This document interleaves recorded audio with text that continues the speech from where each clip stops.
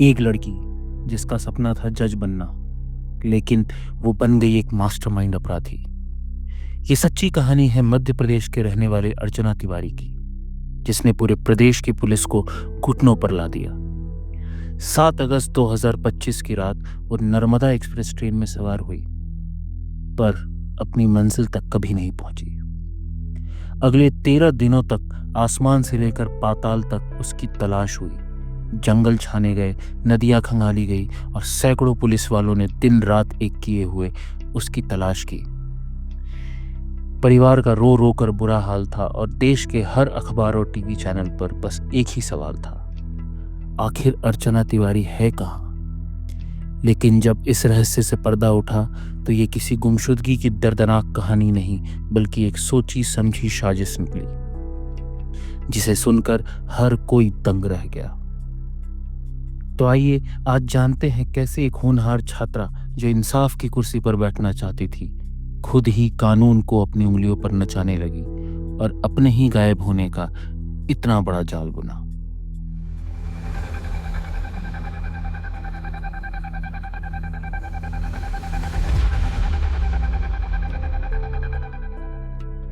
ये कहानी शुरू होती है मध्य प्रदेश के कटनी शहर से। यहीं के एक आम से तिवारी परिवार में 28 साल की एक लड़की थी, अर्चना।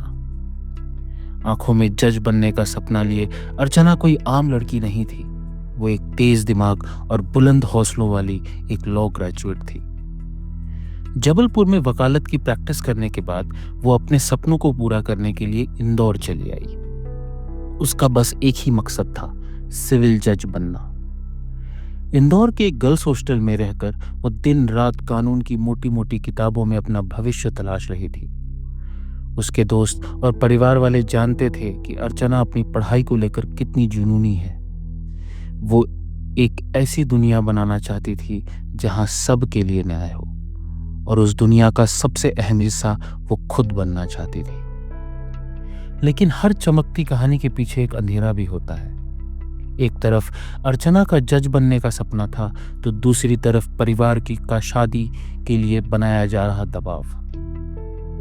अर्चना की उम्र बढ़ रही थी और परिवार चाहता था कि अब वो शादी करके घर बसा ले। उसके लिए रिश्ते भी आ रहे थे। परिवार ने तो एक पटवारी से उसकी शादी लगभग तय ही कर दी थी। उसे रक्षाबंधन पर घर इसलिए बुलाया जा रहा था ताकि लड़के वालों से उसकी मुलाकात करवाई जा सके। लेकिन अर्चना इस सब के लिए बिल्कुल भी तैयार नहीं थी। उसे लगता था कि शादी उसके करियर के रास्ते का रोड़ा बन जाएगी। उसे डर था कि शादी के बाद शायद वो अपनी पढ़ाई पर ध्यान नहीं दे पाएगी और उसका जज बनने का सपना हमेशा के लिए बस सपना ही रह जाएगा। ये सिर्फ एक छोटी मोटी असहमति नहीं थी, ये 2 पीढ़ियों की सोच का टकराव था।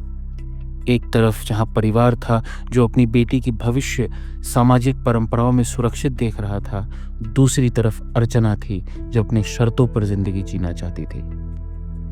इसी कश्मकश और तनाव के बीच अर्चना के दिमाग में एक ऐसा खतरनाक प्लान पनप रहा था जो उसकी जिंदगी को हमेशा के लिए बदलने वाला था।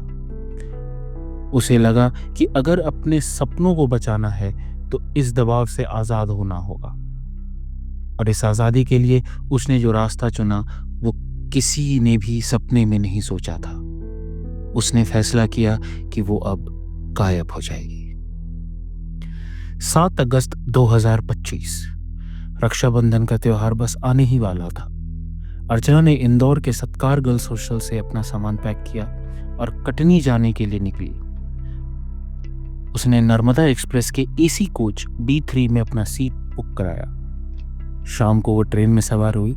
सब कुछ नॉर्मल लग रहा था।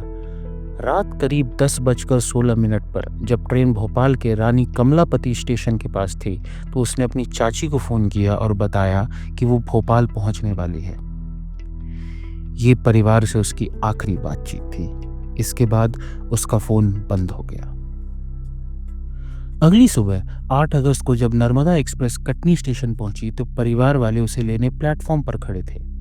ट्रेन आई और चली गई, लेकिन अर्चना नहीं उतरी।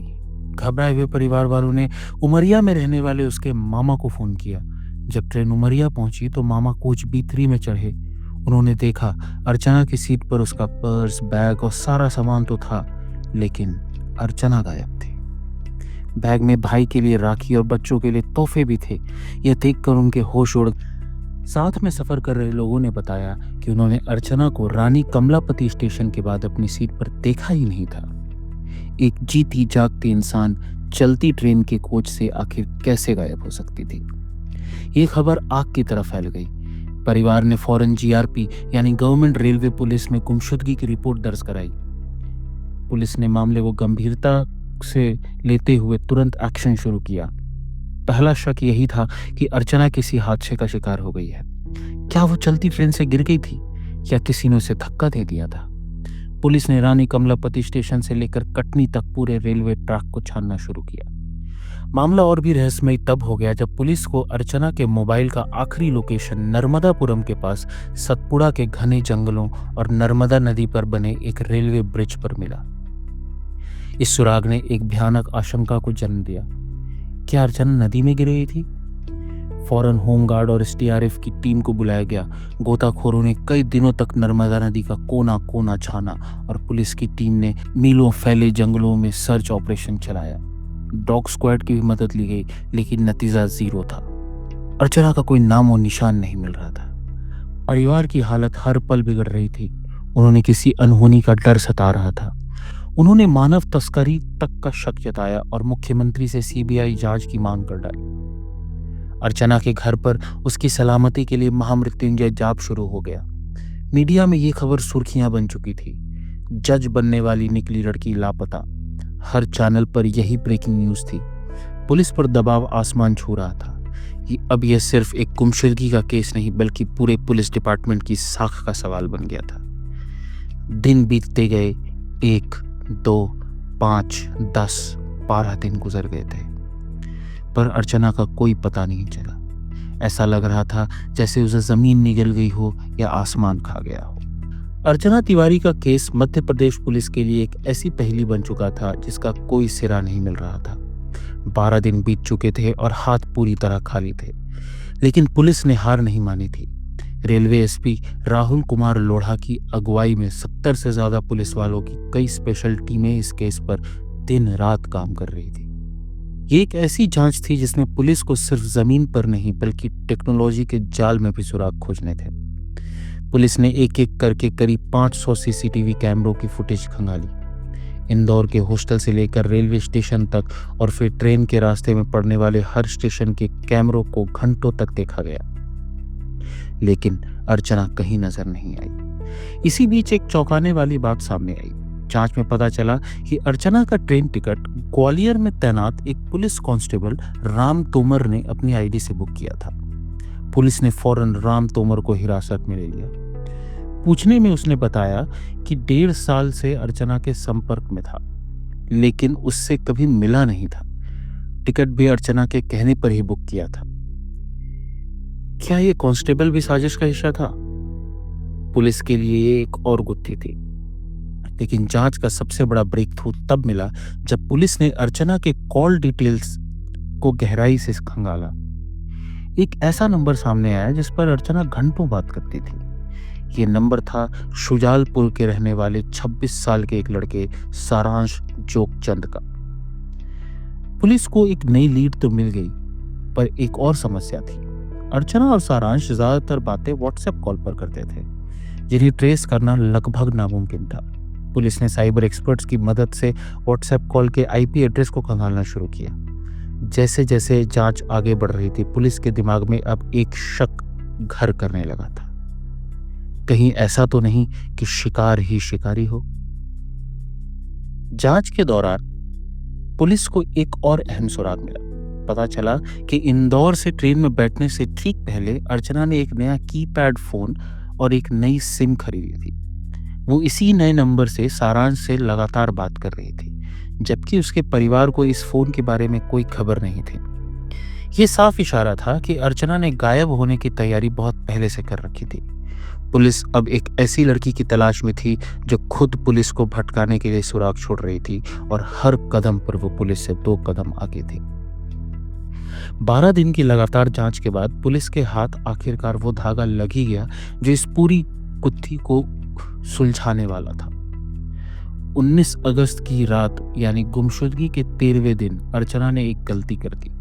उसने अपने नए नंबर से अपनी मां को फोन किया और सिर्फ इतना कहा, मैं सुरक्षित हूं। यह फोन कॉल कुछ ही सेकंड्स का था, लेकिन पुलिस की साइबर सेल के लिए इतना ही काफी था। लोकेशन तुरंत ट्रेस की गई। लोकेशन आई उत्तर प्रदेश के लखीमपुर खीरी जिले की, जो नेपाल बॉर्डर से सटा हुआ इलाका है। भोपाल जीआरपी की एक टीम बिना एक पल गवाए लखीमपुर खीरी के लिए रवाना हो गई। वहां लोकल पुलिस की मदद से अर्चना तिवारी को ढूंढ निकाला गया। जिस लड़की को पूरी पुलिस फोर्स नर्मदा के जंगलों और नदी में ढूंढ रही थी, वो भारत नेपाल सीमा पर मिली। अब अर्चना को भोपाल लाकर पूछताछ शुरू हुई, तो जो कहानी सामने आई वो किसी थ्रिलर फिल्म की स्क्रिप्ट से कम नहीं थी। अर्चना ने कबूल किया कि उसने अपने लापता होने की ये पूरी साजिश खुद रची थी। वजह थी परिवार का शादी के लिए बढ़ता दबाव। वो सिर्फ जज बनने पर फोकस करना चाहती थी। अब उसे लगा कि परिवार नहीं मानेगा, तो उसने अपने दोस्त सारांश के साथ मिलकर एक खतरनाक प्लान बनाया। ये प्लान किसी शातिर दिमाग की उपज थी। 6 अगस्त को यानी गायब होने से एक दिन पहले अर्चना, सारांश और सारांश का एक दोस्त तेजिंदर, जो ड्राइवर था, हरदा के पास एक ढाबे पर मिले। तीनों ने मिलकर भागने की पूरी योजना बनाई। अर्चना खुद कानून की छात्रा थी, तो उसे पता था पुलिस को कैसे गुमराह किया जा सकता है। 7 अगस्त को अर्चना और सारांश दोनों एक ही ट्रेन में चढ़े, पर अलग अलग कोच में। प्लान के मुताबिक इटारसी स्टेशन से ठीक पहले अर्चना वॉशरूम गई, कपड़े बदलकर साड़ी पहनी और घूंघट कर लिया, ताकि कैमरों में पहचानी ना जा सके। तेजेंद्र गाड़ी लेकर इटारसी स्टेशन के बाहर इंतजार कर रहा था। अर्चना चुपचाप ट्रेन से उतरी और गाड़ी में बैठकर निकल गई, जिसमें सारांश भी मौजूद था। पुलिस को भटकाने के लिए अर्चना ने अपना मोबाइल और घड़ी तेजिंदर को देकर कहा कि इन्हें मिड घाट के जंगलों में फेंक दे, ताकि आखिरी लोकेशन वहीं की मिले। उसने जानबूझकर अपना सारा सामान ट्रेन में ही छोड़ दिया था, ताकि सबको लगे कि वो गिर गई है या उसका अपहरण हो गया है। इटारसी से निकलने के बाद वे लगातार अपने लोकेशन बदलते रहे। शुजालपुर, इंदौर, हैदराबाद और फिर दिल्ली तक का सफर किया। दिल्ली से टैक्सी लेकर वो नेपाल की तरफ बढ़ गए। उनका प्लान काठमांडू में छिपने का था। 13 दिनों तक चले इस हाई प्रोफाइल ड्रामे का अंत हो चुका था। जो लड़की न्याय की देवी बनना चाहती थी, वो खुद अपने ही बुने जाल में फंस गई थी। अर्चना तिवारी के मिलने के बाद रेलवे एसपी राहुल लोढ़ा ने प्रेस कॉन्फ्रेंस में साफ किया कि यह अपहरण नहीं, बल्कि एक सोची समझी साजिश थी। पुलिस ने बताया कि अर्चना बालिग है और अपनी मर्जी से गई थी, इसलिए उस पर या उसके साथियों पर कोई गंभीर आपराधिक मामला नहीं बनता। हालांकि पुलिस को गुमराह करने और झूठी कहानी गढ़ने के लिए कानूनी सलाह ली जा रही है। ये कहानी सिर्फ एक लड़की के गायब होने और मिल जाने की नहीं है। ये हमारे समाज के उस पहलू पर भी सवाल उठाती है, जहां आज भी लड़कियों को अपने सपनों और परिवार की उम्मीदों के बीच एक मुश्किल लड़ाई लड़नी पड़ती है। अर्चना एक होनहार लड़की थी। वो जज बनना चाहती थी, लेकिन जब उसे लगा कि परिवार का दबाव उसके सपनों को कुचल देगा, तो उसने एक ऐसा रास्ता चुना जो उसे एक अपराधी की कैटेगरी में ले आया। सवाल यह है कि उसका तरीका सही था? कानून को हाथ में लेना, पुलिस को 13 दिन तक भटकाना और अपने परिवार को इस दर्द से गुजारना, क्या ये किसी भी नजरिए से सही हो सकता है?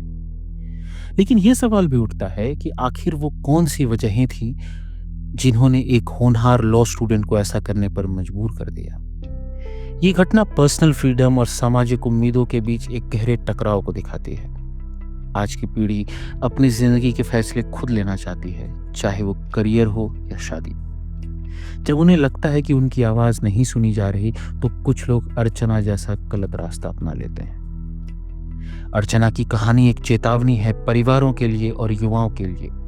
परिवार को समझना होगा कि बच्चों पर अपनी इच्छाएं थोपना उनके भविष्य को बर्बाद कर सकता है। वहीं युवाओं को यह समझना होगा कि किसी भी समस्या का हल कानून तोड़ने में नहीं है, बल्कि बातचीत में है। अर्चना जज बनना चाहती थी, लेकिन उसकी एक गलती ने उसके पूरे करियर पर एक सवालिया निशान लगा दिया। अब सवाल यह है कि क्या अपने सपनों को पूरा करने के लिए समाज और कानून की हर सीमा को लांघ जाना जायज है, इन सवाल का जवाब शायद हम सबको अपने अंदर खोजना होगा। मैं हूं आपका सूत्रधार और आप देख रहे हैं क्राइम सीन्स इंडिया।